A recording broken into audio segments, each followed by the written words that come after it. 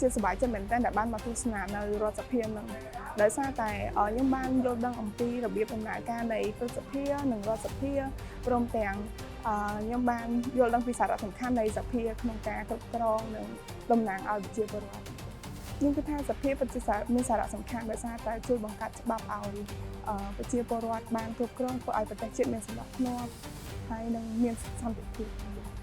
ពិតជារំភើបមែនទែនដោយសារតែបានដឹងថាសម្ដេចជាស្ត្រីហើយពិតជាលើកទឹកចិត្តដល់នារីគ្រប់រូបដែលគាត់មានបំណងចង់ធ្វើខាងនឹងដែរឲ្យគាត់ដឹងថាពិតជាអាចធ្វើបានស្ត្រីពិតជាអាចធ្វើបានដូចបរិសុទ្ធដែរមានការលើកទឹកចិត្តអូនយ៉ាងម៉េចក្នុងនាមជាស្ត្រីលើកទឹកចិត្តឲ្យខិតខំប្រឹងប្រែងរៀនសូត្រដើម្បីឲ្យយកគាត់ធ្វើជាគំរូដើម្បីឲ្យអនាគតទៅអាចនឹងជោគជ័យដូចជាខ្ញុំមកទីនេះមកស្វែងយល់ពីរដ្ឋសភាដែលខាងសាលាក៏បន្ថែមនឹងចំណេះដឹងពីព្រោះយើងរៀនផ្នែកកណន័យតែយើងត្រូវដឹងពីខាងច្បាប់មានអារម្មណ៍ថាដូចរំភើបមែនតើព្រោះជាលើកដំបូងសម្រាប់ខ្ញុំផ្ទាល់និងគ្រប់និស្សិតទាំងអស់គ្នាដែលគាត់អត់មានឱកាសសម្រាប់អញ្ជើញមកទស្សនកិច្ចហើយនឹងស្វែងយល់ពីចំណេះដឹងផ្សេងៗនៅខាងរដ្ឋសភាដែលយើងអត់ធ្លាប់ដឹងក្នុងពីដំបូងព្រោះយើងដឹងដែរតែយើងអត់ដឹងអត់ទាន់ច្បាស់ខាងពេលរដ្ឋសភាមានទូនទីអញ្ចឹងហើយខ្ញុំក៏អស់ថ្លៃអំណរគុណដល់ថ្នាក់ដឹកនាំរបស់សាលាហើយនឹងអរគុណដល់ខាងរដ្ឋសភាដែលបានផ្ដល់ឱកាសដល់និស្សិតទាំងអស់ដែលបានអញ្ជើញហើយស្វែងសិក្សាស្វែងយល់ចំណេះដឹងពីរដ្ឋសភាខ្ញុំមានអារម្មណ៍ថាប្លែកខ្លាំងមែនទែនដោយសារតែពីមុនខ្ញុំអត់ធ្លាប់បានមកទេនៅពេលដែលខ្ញុំបានស្ដាប់លោកពូអាយដាមគាត់មានប្រសាសន៍បំបញ្ញមិញខ្ញុំយល់ឃើញថា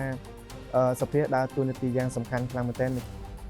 នៅក្នុងថ្ងៃអនាគតខ្ញុំចង់ខ្លាចជា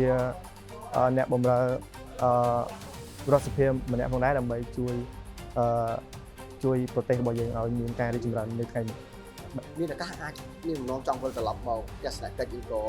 មកកន្លែងរដ្ឋសភានេះវិញដែរទេបើមានឱកាសខ្ញុំនឹងវិលត្រឡប់មកម្ដងទៀតថ្ងៃនេះដែរនាងខ្ញុំពិតជាមានសេចក្តីសោមនស្សរីករាយយ៉ាងក្រៃលែងដែលអាចមានឱកាសចូលមកក្នុងវិមានរដ្ឋសភាហើយ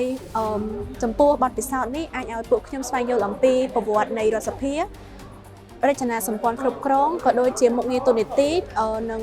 ពាក់ព័ន្ធជាមួយនឹងមុខងារនីតិកម្មផងដែរហើយជាពិសេសគឺពួកខ្ញុំអាចមានឱកាសនៅក្នុងការដើរទស្សនានៅក្នុងបរិវេណរដ្ឋសភាចា៎ដែលវាជាបទពិសោធន៍និងជាការស្វែងយល់មួយថ្មីសម្រាប់ពួកខ្ញុំដែលជានិស្សិតសម្រាប់នាងខ្ញុំតែម្ដងគឺវាជាលើកទី1ដែលបានមកឈរនៅទីនេះហើយចំពោះទីនេះគឺមើលទៅធំទូលាយហើយមានភាពប្រណិតជាមួយនឹងការរីកចម្រើននៃបច្ចេកវិទ្យាចា៎